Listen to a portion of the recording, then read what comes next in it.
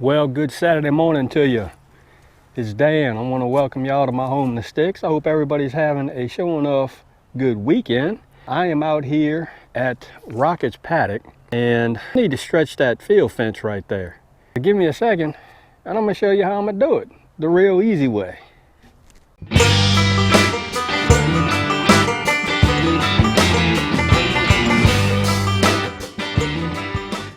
Well, all right, let's go. I guess I should have told you, I'm actually expanding Rocket's paddock another 16 feet.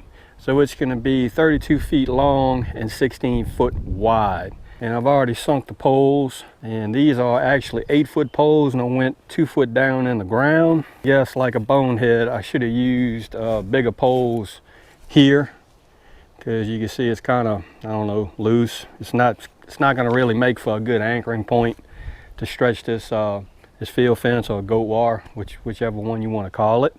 But let me show you what you're gonna need. You're gonna need, and I made this myself.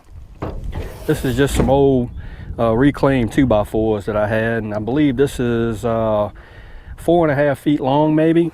And these are just some screws that I had on hand, or bolts.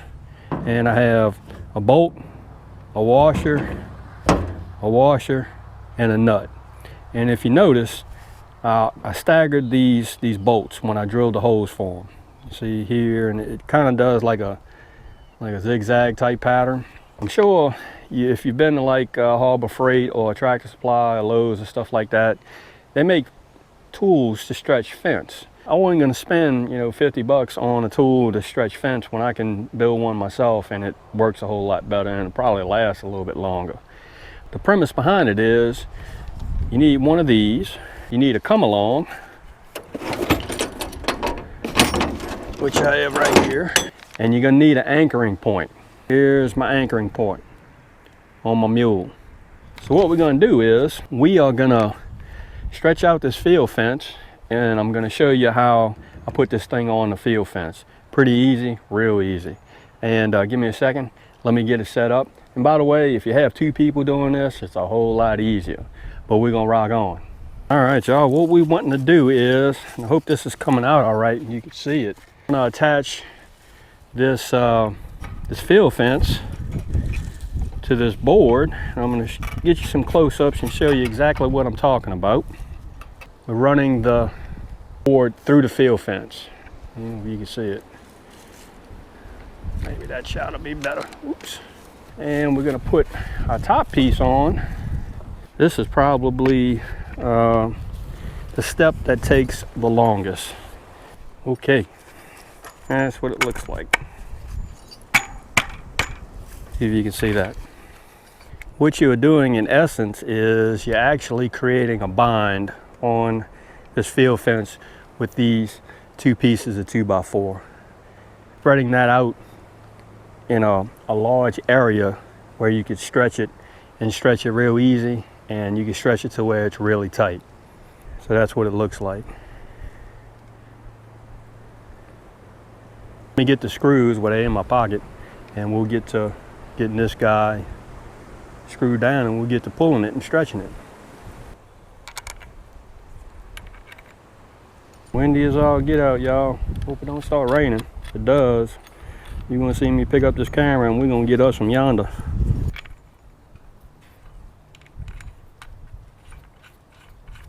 You notice when I'm doing this, this is pretty much equal. When I went ahead and binded up that field fence, see how equal it is all the way down? And that's what you want. I'm gonna use 2 1/2-inch box end wrenches, and all we're gonna do is we're gonna tighten this baby up. Hope you can see that. So let me tighten up the remaining 2, and we're gonna get this thing stretched out to that post. We're gonna set our anchor point, and we're gonna get to stretching this field fence. So give me a second. Okay, y'all, we set up. I got my fence where it needs to be. 2 other things that I didn't tell you that I had are these things right here. These are axle straps. You can get these from, I don't know, AutoZone, Lowe's, stuff like that. They're a little on the expensive side, but I'm here to tell you, they come in real handy. So, axle straps. So let me get this camera set up and I'll show you how we're gonna use these and get to pulling this, this fence. We're just gonna put these axle straps through here, maybe at 2 different points. One here, maybe one here. All right, what I'm gonna do is, I'm gonna hook this guy up to come along. Well, let's get to pulling this thing.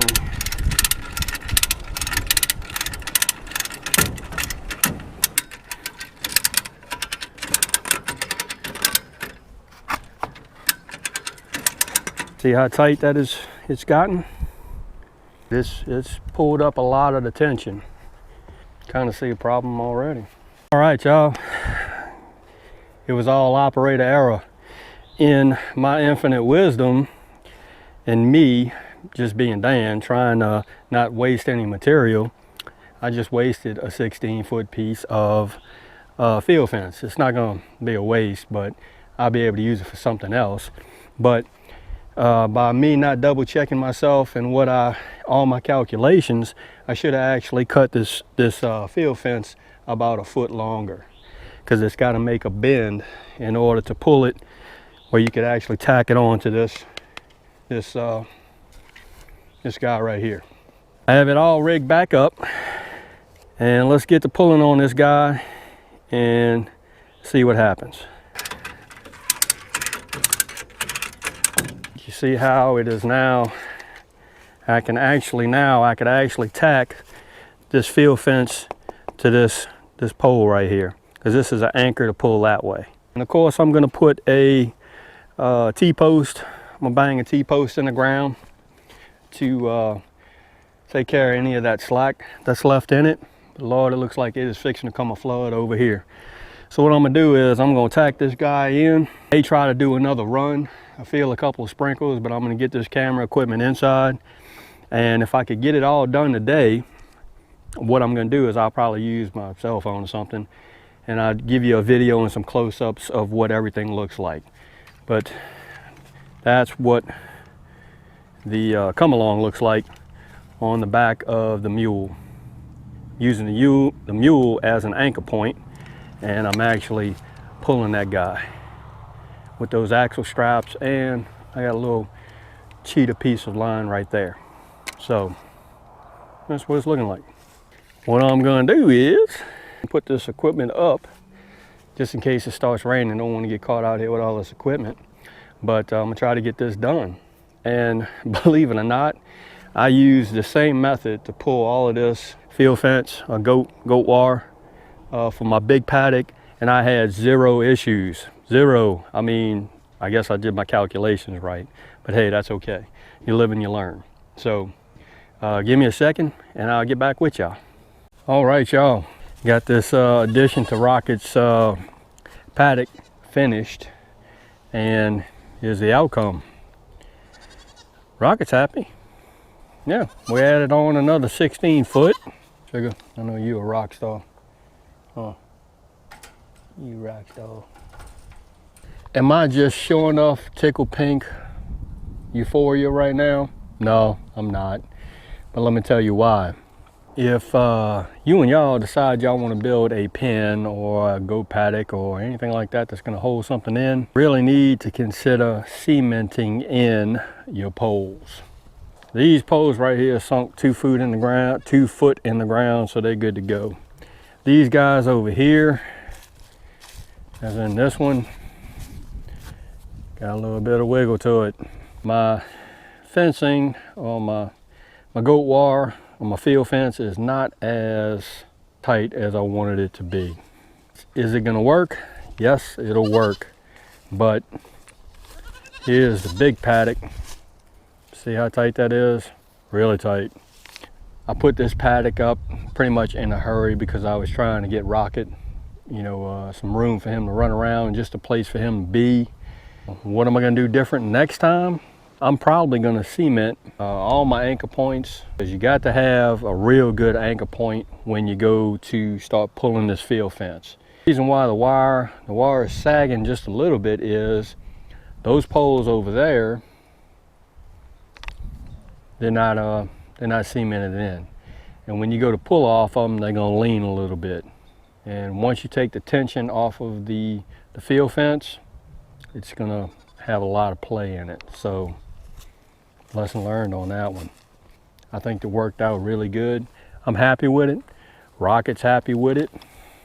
He's like, thank you. So he's good to go with it. I wanted to share what I was doing over here with you and y'all.